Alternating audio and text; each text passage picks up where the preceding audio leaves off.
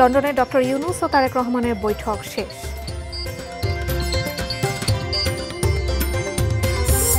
Ticket সংকট আর গরম মাথায় নিয়ে ফিরতি যাত্রা।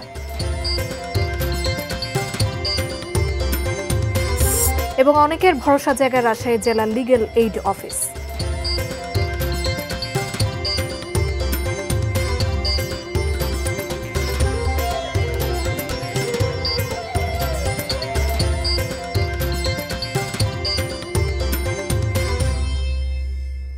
দেখছেন ATN news.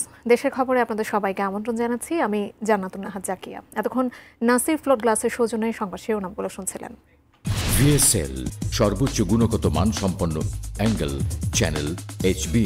VSL Bikrampur steel limited. বিস্তারিত।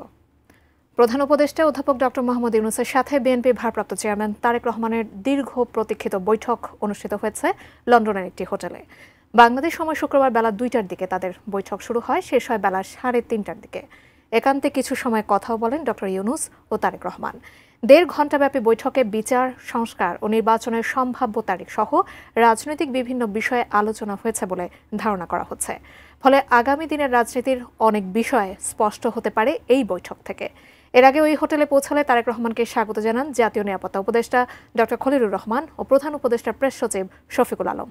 এ সময় যুক্তরাজ্য বিএনপির নেতাকর্মীরাও তারেক রহমানকে স্বাগত জানান। বৈঠকে বিএনপির ভারপ্রাপ্ত চেয়ারম্যানের সঙ্গে ছিলেন দলটির স্থায়ী কমিটির সদস্য ও চেয়ারপারসনের ফরেন অ্যাফেয়ার্স অ্যাডভাইজারি কমিটির সদস্য আমির খসরু মাহমুদ চৌধুরী।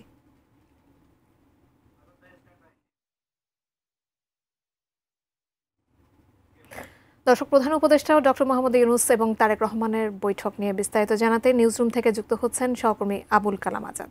আজাদ, বহুল প্রতীক্ষিত এই আলোচিত বৈঠক তো শেষ হলো, সেখান থেকে আলোচনার বিষয়ে কিছু জানতে পেরেছেন কিনা?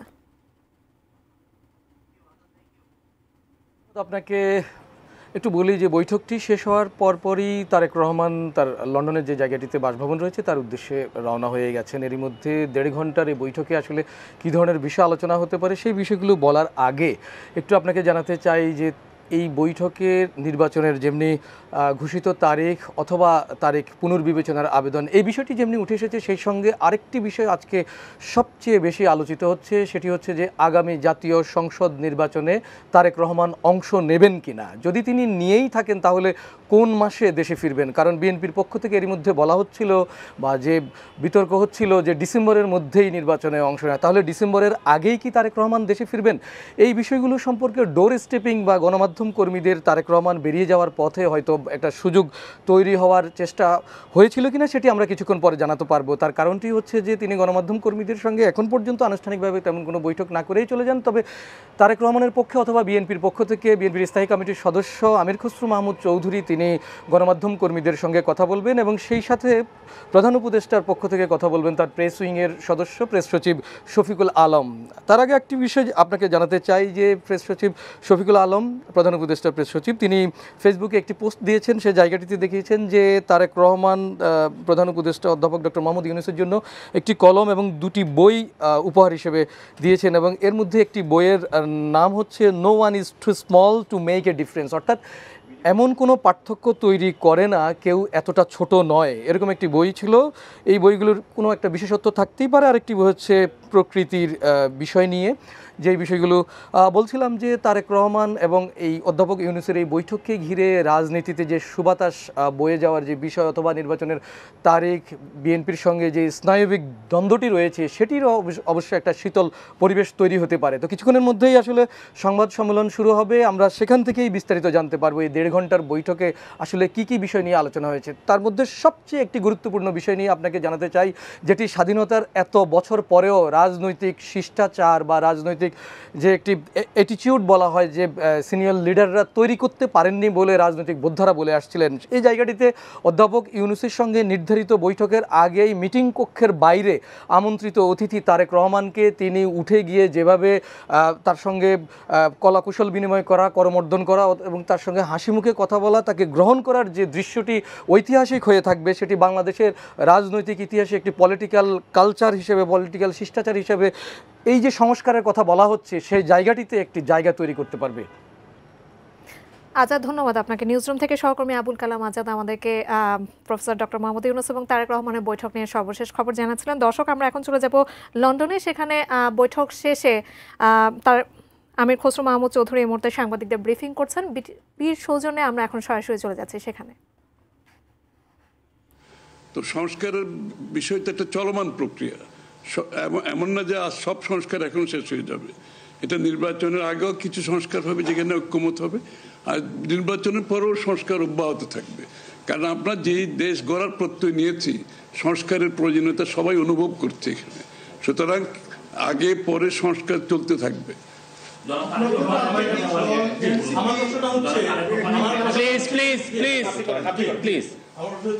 তারেক রহমান দীর্ঘদিন ধরে এখানে অবস্থান করছেন এবং স্বরাষ্ট্র উপদেষ্টাও বলেছেন ওনার দেশে ফিরতে কোনো বাধা নেই। ওনার এই ব্যাপারে কোনো আলোচনা হয়েছে কিনা বা কবে দেশে ফিরতে পারে? এই ব্যাপারে আলোচনার কোনো প্রয়োজনীয়তা আছে বলে আমরা মনে করি না। তারেক রহমান সাহেব যখনই ইচ্ছা উনি দেশে ফিরে যেতে পারবেন, সুতরাং এটা সিদ্ধান্ত উনি নেবেন সময় মতো। আমি একটা প্রশ্ন করতে চাই। আমার প্রশ্ন আছে যে শেখ হাসিনার যে এই যে হত্যাযজ্ঞ, সেই হত্যাযজ্ঞের যে বিচার প্রক্রিয়া, সেই বিচার প্রক্রিয়ার সাথেও কিন্তু একটা বিষয় জড়িত। তিনি বলেছেন যে তার সময় অর্থাৎ নির্বাচনের আগেই শেখ হাসিনার যে বিচার প্রক্রিয়া তিনি শেষ করতে চান এবং পরবর্তী তাকে ফিরিয়ে আনার ব্যাপারে তিনি সিদ্ধান্ত নেবেন। এই ব্যাপারে আলোচনা হয়েছে কিনা, এবং যদি সেটা হয়ে থাকে তাহলে সেটাও এই নির্বাচনের রূপরেখার সাথে এটা কোনো প্রভাব ফেলবে কিনা? যৌথ বিবৃতিতে এর উত্তর দেওয়া আছে। সংস্কার এবং বিচার দুই বিষয়ে পর্যাপ্ত অগ্রগতি কথা বলা হয়েছে এবং আমরা মোটামুটি কনফিডেন্ট যে এই অগ্রগতি আমরা নির্বাচন আগেই দেখতে পাবো। সম্পন্ন করা যাবে। রাজনৈতিক দল এনসিপি নির্বাচন কমিশন সংস্কার ছাড়া নির্বাচনে যাবে না বলে ঘোষণা করেছে। এই ব্যাপারে এখানে আলোচনার কোনো সুযোগ আছে বলে আমি মনে করি। এটা কি হয়েছে? সকল দলের সম্মতিক্রমে নির্বাচনটা অনুষ্ঠিত হবে, আমরা সেরকমই চাচ্ছি। নির্বাচন কমিশন, এই নির্বাচন কমিশনের অধীনে নতুন রাজনৈতিক দল নির্বাচনে যাবে না বলছে, এটা নিয়ে কোনো আলোচনা? এটা ওনাদেরকে জিজ্ঞেস করেন। এটা যার প্রত্যেকটি দলের নিজস্ব মতামত আছে, তবে আমরা সকলকে নিয়ে নির্বাচনটা করতে চাচ্ছি। আচ্ছা, তাহলে কি আমরা বলতে পারি যে এপ্রিলে যে ঘোষিত যে নির্বাচনের রূপরেখা, তাহলে সেখান থেকে সরকার কিছুটা সরে আসতে চাচ্ছে বা আসবে? যৌথ ঘোষণায় এই বিষয়টি সুস্পষ্টই বলা আছে। আপনারা শুনেছেন, যদি সকল কাজ সময় মতো আমরা করতে পারি এবং বিচার ও সংস্কারের ব্যাপারে পর্যাপ্ত অগ্রগতি হয়, তাহলে নিশ্চয়ই সেটা করা যেতে পারে। এখানে আমি একটু অ্যাড করি যে ইয়ের সাথে, যে মিটিংটা প্রথমে আমাদের দুই সাইডের ডেলিগেশনের সাথে হয়েছে এবং পরবর্তীতে 1-to-1 ওনারা দুজনে দীর্ঘ সময় আলোচনা করেছেন। আপনারা কি সন্তুষ্ট কিনা? নিশ্চয়ই সন্তুষ্ট। শুধু আমরা তো বলছি নির্বাচনের আগে নয়, নির্বাচনের পরেও দেশ গড়ার ক্ষেত্রে আমরা সবাই একসাথে কাজ করতে হবে, নতুন বাংলাদেশ করতে হবে। আর সন্তুষ্ট না হলে তো যৌথ ঘোষণা আসবার কথা নেই। এখন যে বিচার প্রক্রিয়া চলছে বিগত সরকারের বিভিন্ন, আপনি একবার কোশ্চেন করেছেন প্লিজ। না আরেকটা লাস্ট কোশ্চেন নিব, লাস্ট একটা কোশ্চেন নিব। জি, জাতীয় ঐক্যমত্যের সরকার গঠনের বিষয়ে কোনো আলোচনা হয়েছে কি? না, এটা তো নির্বাচন পরবর্তী সিদ্ধান্ত, যারা নির্বাচিত হবে তাদের সিদ্ধান্ত। সুতরাং এখানে তো আলোচনা হওয়ার কিছু নাই। Thank you. প্রধান উপদেষ্টা ডক্টর মোহাম্মদ ইউনূস এবং বিএনপির ভারপ্রাপ্ত চেয়ারম্যান তারেক রহমানের যে বৈঠক হয়েছে এতক্ষণ, সেই ব্যাপারে সাংবাদিকদের সঙ্গে কথা বলছিলেন বিএনপির স্থায়ী কমিটির সদস্য, চেয়ারপারসনের ফরেন অ্যাফেয়ার্স অ্যাডভাইজারি কমিটির সদস্য আমির খসরু মাহমুদ চৌধুরী এবং নিরাপত্তা উপদেষ্টা খলিলুর রহমান, প্রেস সচিব শফিকুল আলম। বিটিভির সৌজন্যে আমরা সরাসরি যোগ দিয়েছিলাম সেখানে। দেশের খবরে আছে একটা বিরতির পর ফিরছি, সাথেই থাকুন।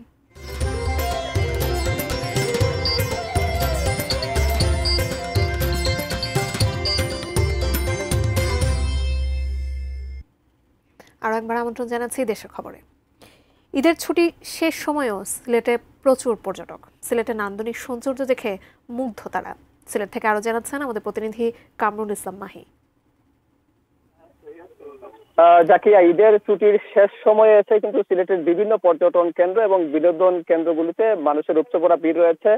আজ সকাল থেকেও আমরা বিভিন্ন পর্যটন কেন্দ্র এবং বিনোদন কেন্দ্রগুলিতে ঘুরে দেখেছি, মানুষজন আসলে মনের আনন্দে আসলে ঘুরে বেড়াচ্ছেন। এই যে বিকেলের সময়টাতে মানুষজন আসলে একটু প্রশান্তির জন্য ঘুরে বেড়ান। আমি এই মুহূর্তে সিলেট শহরের গোয়াবাড়ি ওয়াকওয়েতে আছি এবং এই ওয়াকওয়েতে আসলে পরিবার পরিজন নিয়ে মানুষজন ঘুরতে আসেন। আপনারা দেখতে পাচ্ছেন যে পরিবার পরিজন নিয়ে অনেকে আসছেন। যদি আমরা একজনের সঙ্গে একটু কথা বলার চেষ্টা করি, আপনি ঘুরতে তো আসছেন, আসলে কাকে কাকে নিয়ে আসছেন এবং এই জায়গাটা আসলে কেমন?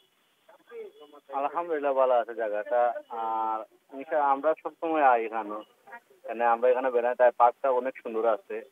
আর পার্কের মাঝে আছে অনেক মানুষ আয়, পার্কের মাঝে জুম্মাবারে আয়, বৃহস্পতিবারে শুক্রবারে মানুষ থাকে, অতিরিক্ত মানুষ থাকে। এই ওয়াকওয়েতে আসলে সবসময় মানুষজন থাকেন এবং এই ওয়াকওয়ের পাশাপাশি সিলেটের অন্যান্য যে বিনোদন কেন্দ্র পর্যটন কেন্দ্রগুলো রয়েছে সেগুলোতে মানুষজন আসলে ঘুরে বেড়ান এবং ঈদের যে কয়েক লাখ পর্যটক সিলেটে এসেছেন তাদের নিরাপত্তায় কিন্তু সিলেট জেলা প্রশাসন থেকে নানা রকমের পদক্ষেপ নেওয়া হয়েছে।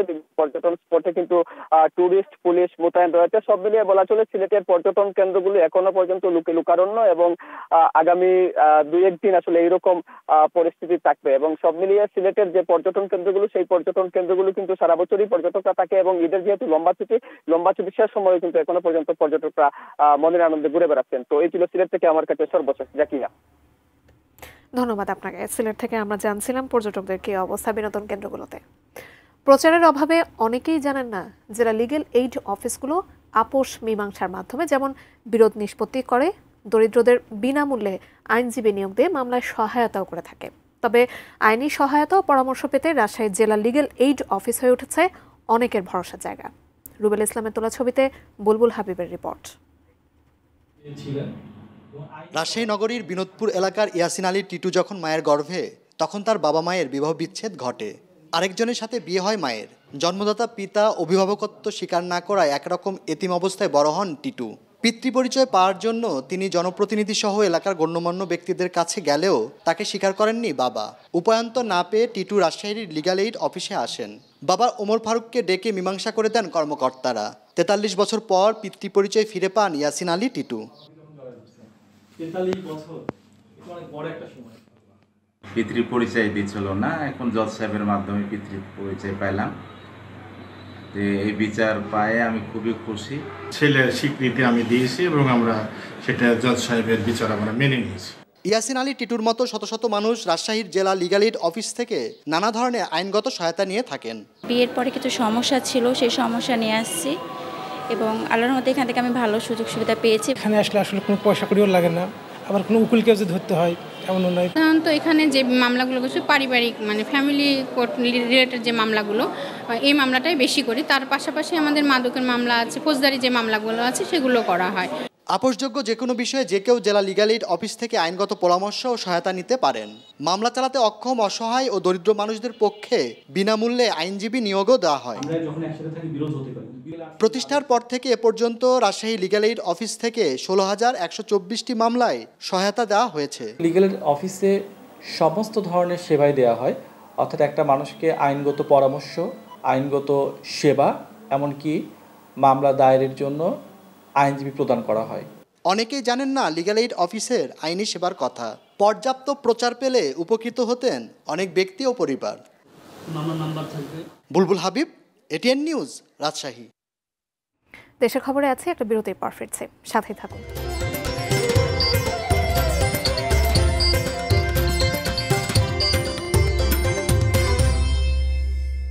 আপনারা দেখছেন দেশের খবর। গ্রামের পথে মন উদাস করা পাখপাখালির ডাক তেমন আর শোনা যায় না। হারিয়ে গেছে গ্রাম বাংলার অনেক পাখি। তবে 25 ধরনের পাখির ডাক কণ্ঠে ধারণ করে আছেন এক হরবোলা। কিশোরগঞ্জে ইটনার কৃষক জয়নাল আবেদিনকে তাই সবাই ডাকে পাখি ভাই নামে। তার কথা জানিয়েছেন কিশোরগঞ্জ প্রতিনিধি শফিক আদনান। দেখুন ডেস্ক রিপোর্টে।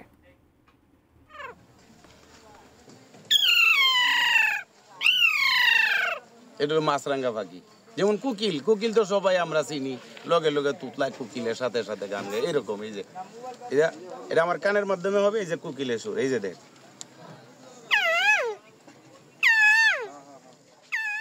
জয়নাল আবেদিন পেশায় কৃষক, লোকে তাকে ডাকে পাখি। কিশোরগঞ্জের হাওর উপজেলা ইটনার কিষ্টপুর গ্রামে তার বাস। কৃষিকাজের পাশাপাশি ভালোবাসেন প্রকৃতিকে। বিস্ময়কর এক প্রতিভা তিনি। 25 ধরনের পাখির ডাক ডাকতে পারেন এই হরবোলা।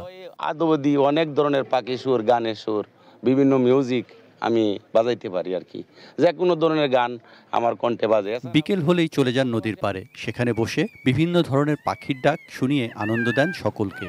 মানুষজনও পাখি জয়নালকে ঘিরে ধরেন একটু বিনোদন পাওয়ার আশায়। গ্রামের সবার প্রিয় মানুষ তিনি।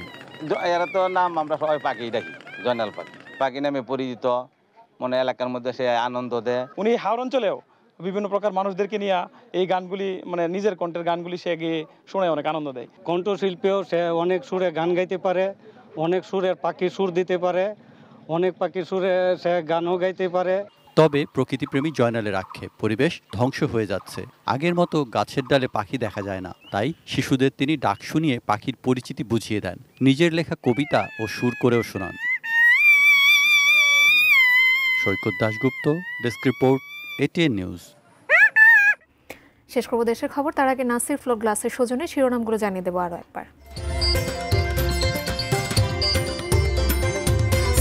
লন্ডনের ডক্টর ইউনূস ও তারেক রহমানের বৈঠক শেষ।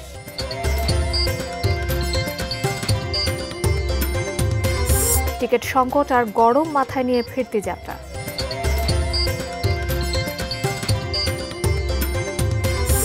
অনেকের ভরসা জায়গার আশায় জেলা লিগ্যাল এইড অফিস।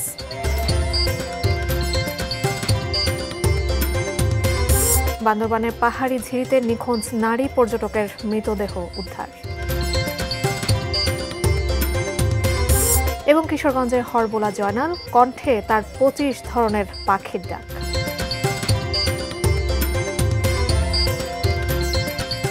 দেশের খবরে ছিল খবরাখবর। সঙ্গে থাকার জন্য ধন্যবাদ সবাইকে।